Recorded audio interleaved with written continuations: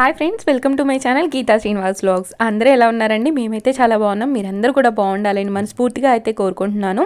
ఇంకా ఈరోజు వ్లాగ్లో వచ్చేసి మా ఇంట్లో వినాయక చవితి మేము ఎలా జరుపుకున్నాము అనేది అయితే మీతో షేర్ చేసుకోబోతున్నాను. ఇంకా మీలో ఎవరైనా నా ఛానల్ని ఫస్ట్ టైం చూస్తున్నట్టయితే, అలాగే మీకు కనుక నా వీడియోస్ నచ్చినట్టయితే లైక్, షేర్, కామెంట్ చేయడంతో పాటు సబ్స్క్రైబ్ చేసుకోవడం అయితే మర్చిపోకండి. ఇంకా వినాయక చవితి అంటే అందరికీ తెలిసిందే కదండి. మనమైతే ఉండ్రాళ్ళు అయితే ఖచ్చితంగా చేసుకుంటాం కదా గణనాథుకి. ఒక్కొక్కరు ఒక్కొక్కలాగా చేస్తారు. నేనైతే ఈ టైప్లో అయితే చేసుకున్నాను అనమాట. ఒకే పిండితో 3 రకాలుగా అయితే చేసుకున్నాను ఉండ్రాళ్ళని. ఇదిగోండి, ఇక్కడైతే ఫస్ట్ నేను ఒక బౌల్ పెట్టుకొని అందులో అయితే 1.5 కప్ దాకా వాటర్ తీసుకున్నాను. ఏ కప్పుతో మెజర్ చేసుకుంటున్నానో సేమ్ కప్ అయితే యూజ్ చేసుకుంటున్నానండి. 1.5 కప్పు వాటర్ తీసుకున్నాను కదా. ఇప్పుడైతే ఈ వాటర్లోకి కొంచెం ఉడకబెట్టుకున్నానండి పచ్చెనగపప్పు. ఆ పచ్చెనగపప్పును వచ్చేసి ఒక 1.5 స్పూన్ దాకా అయితే యాడ్ చేసుకున్నాను. తర్వాత అయితే ఇందులోనే 1 టేబుల్ స్పూన్ దాకా నెయ్యి అయితే యాడ్ చేసుకున్నానండి. నెయ్యి వచ్చేసి నేనైతే ఆవు నెయ్యి యూజ్ చేస్తున్నాను. తర్వాత ఒక చిటికెడు ఉప్పు అయితే వేస్తున్నాను. ఇలా కొంచెం సాల్ట్ యాడ్ చేయడం వల్ల ఏంటంటే ఉండ్రాలు అనేవి తినేప్పుడు రుచిగా ఉంటాయన్నమాట. అందుకని చెప్పేసి కొంచెం సాల్ట్ అయితే యాడ్ చేసుకున్నాను.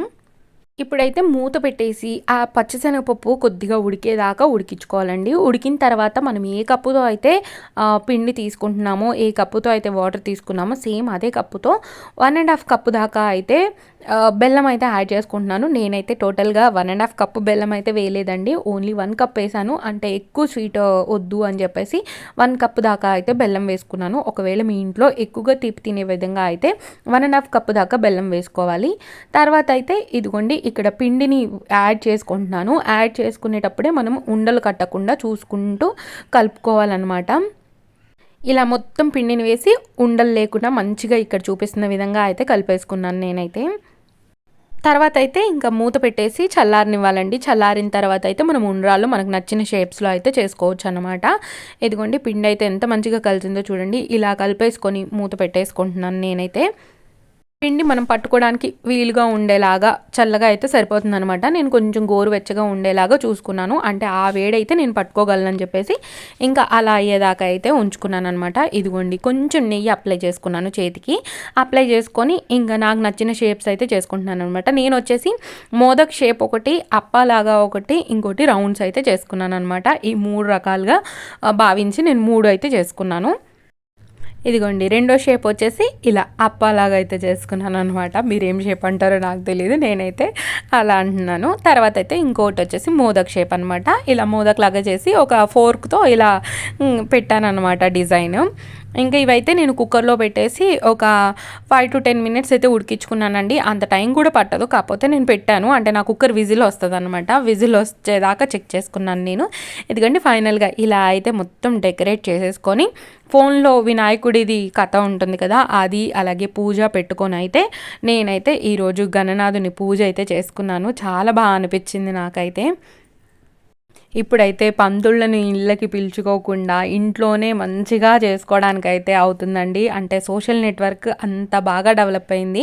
అసలు మనం ఆచమనం ఎలా చేయాలి, ఎలా అక్షంతలు వేయాలి, ఎప్పుడు దీపాలు వెలిగించాలి, ఎప్పుడు ధూపం సమర్పించాలి, ఎలా పత్రి వేయాలి, ఎన్ని పత్రిలు వేస్తాము, ఇవన్నీ అసలు మనకి ఇదివరకు ఇంటికి వచ్చి అయ్యగారు చెప్తూ చేపిస్తేనే మనకు తెలిసేది. కానీ ఇప్పుడైతే అలా కాదండి. యూట్యూబ్లో మనం ఒక 2-3 రోజుల ముందు నుంచే మనం వీడియోస్ చూసుకుంటూ ఉన్నాం అనుకోండి, మనకు ఒక ఐడియా వచ్చేస్తుంది అనమాట.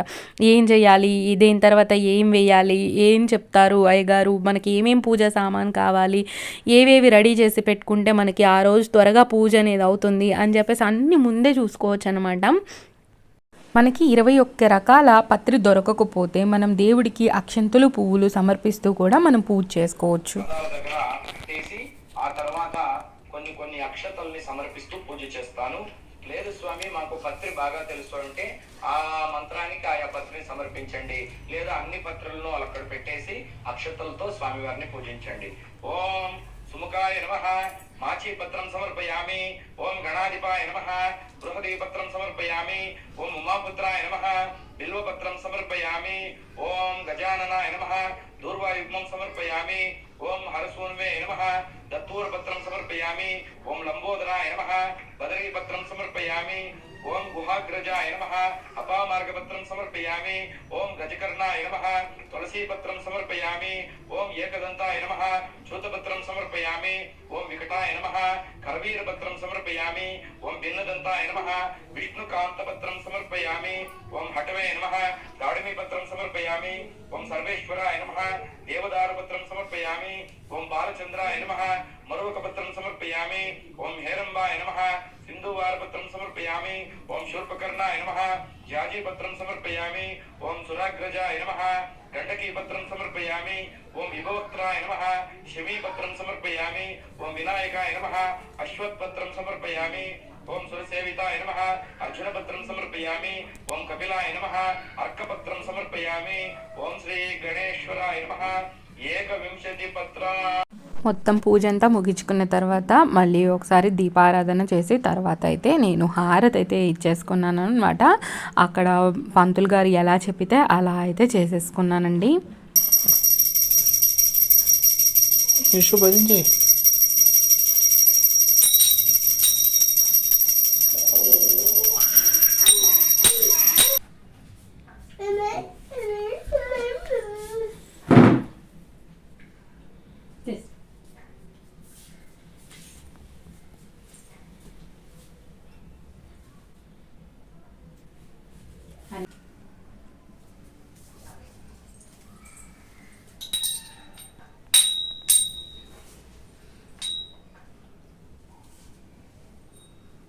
ఇలా నైవేద్యము అన్నీ సమర్పించిన తర్వాత అయితే ఇంకా మేము ఏమైనా తప్పులు చేసుంటే క్షమించండి స్వామి అని చెప్పేసి అయితే గుంజీళ్ళు తీసేసి దేవుడికి అయితే మొక్కుకున్నాము. ఈసారి అయితే మా డాడీ చాలా మిస్ అయిపోయారండి. వాళ్ళు అక్కడ ఉంటే పీటల మీద కూర్చొని పూజ చేయించుకునే వాళ్ళు. వినాయక చవితి తర్వాత రోజు అయినా కానీ 9 రోజుల్లో ఏదో ఒక రోజు అయితే చేయించుకునే వాళ్ళు అనమాట. ఈసారి ఇంకా మా అమ్మ వాళ్ళకి అవ్వట్లేదు. ఇంక ఇంట్లో ఇలా మాతో పాటు అయితే డాడీ సెలబ్రేట్ చేసుకున్నారు. ఇంకా ఫైనల్గా మా వారైతే కొబ్బరికాయ కొడుతున్నారండి దేవుడికి. అయితే మనం ఎన్ని రోజులు ఉంచుకోవాలి అని అనుకుంటే అన్ని రోజులు ఉంచుకోవచ్చు. 9 రోజులా, 7 రోజులా, లేకపోతే 5 రోజులా, లేకపోతే 3 రోజులా, 1 రోజా, లేకపోతే అదే రోజా అనేది మన ఇష్టం అన్నమాట. నేనైతే ఈ రోజు నైట్ మా ఇంట్లో నేను నిద్ర చేసేలాగా చూసుకొని తర్వాత రోజైతే నిమజ్జనం చేసుకుంటాం అన్నమాట. అంటే ఇప్పుడు ఒక పూజ, సాయంత్రం ఒక పూజ, తర్వాత రోజు మళ్ళీ మార్నింగ్ ఒక పూజ, 3 పూజలు అవుతాయి అన్నమాట మా ఇంట్లో. ఇదిగోండి ఇక్కడ మా పాప అయితే బుక్స్ దేవుడికి పెట్టి దండం పెట్టుకుంటుంది. మంచిగా చదువు రావాలి, జ్ఞానం రావాలి ప్లీజ్ స్వామి. గణపతి బప్ప మోర్యా, గణపతి బప్ప మోర్యా, గణపతి బప్ప మోర్యా. ఈసారి అయితే మా వినాయక చవితి ఇలా జరిగిందండి. ఇంకా నెక్స్ట్ ఇయర్ ఇంకా మంచిగా జరగాలి అని ఆ దేవుణ్ణి అయితే కోరుకుంటున్నాను. ఇదే వీడియోలో నేను నిమజ్జనం కూడా ఎలా చేశానో మీకైతే చూపించబోతున్నాను అనమాట. ఫైనల్గా మా గణపతిని అయితే ఒకసారి చూసేయండి. ఈసారి అయితే నేను మట్టి గణపతిని అయితే తీసుకొచ్చుకున్నాను. ఎందుకనంటే ఇంట్లోనే నిమజ్జనం చేయాలి అనుకున్నాం అనమాట. అందుకోసం అని చెప్పేసి మట్టి గణపతిని అయితే తెచ్చుకున్నాం. లాస్ట్ ఇయర్ కొంచెం పెద్దది పెట్టాము, కాకపోతే ఎక్కడ నిమజ్జనం చేయాలో అర్థం కాక కొంచెం ఇబ్బంది పడ్డాము అనమాట. అందుకని చెప్పేసి లేదులే ఇంకా ఇంట్లోనే మనం చేసుకుందాము అని చెప్పేసి ఇలా అయితే చేసుకున్నామండి. రోజు చేసుకునే పటాల దగ్గర అలాగే వినాయకుడి దగ్గర అయితే ఇలా పూజ అయితే చేసుకున్నానండి.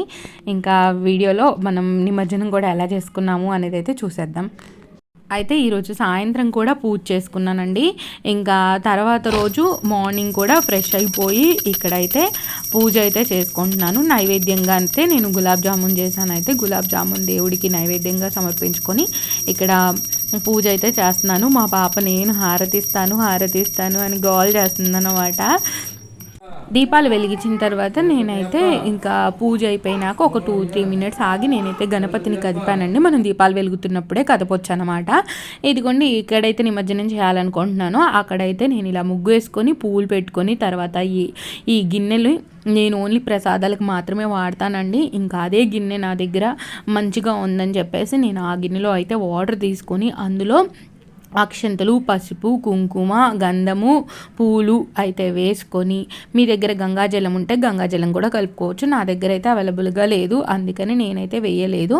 అయితే వినాయకుడు నిమజ్జనానికి ఒక మంత్రం ఉంటుంది కదా, అదైతే చదువుకుంటూ ఇలా అయితే గణపతిని 3 సార్లుగా ఉంచి గణపతి నిమజ్జనం అయితే ఇంట్లోనే చేసుకున్నామండి. హోప్ మీకు ఈ వీడియో అయితే నచ్చింది అనుకుంటున్నాను. నచ్చినట్టయితే లైక్, షేర్, కామెంట్ చేయడం మాత్రం మర్చిపోదు. అలాగే మీరు కనుక నా ఛానల్ని ఫస్ట్ టైం చూస్తున్నట్టయితే ప్లీజ్ సబ్స్క్రైబ్ చేసుకోండి. Thank you so much for watching this full video. Bye అండి. బాయ్. నెక్స్ట్ వీడియోతో మళ్ళీ మీ ముందుకు వస్తాను.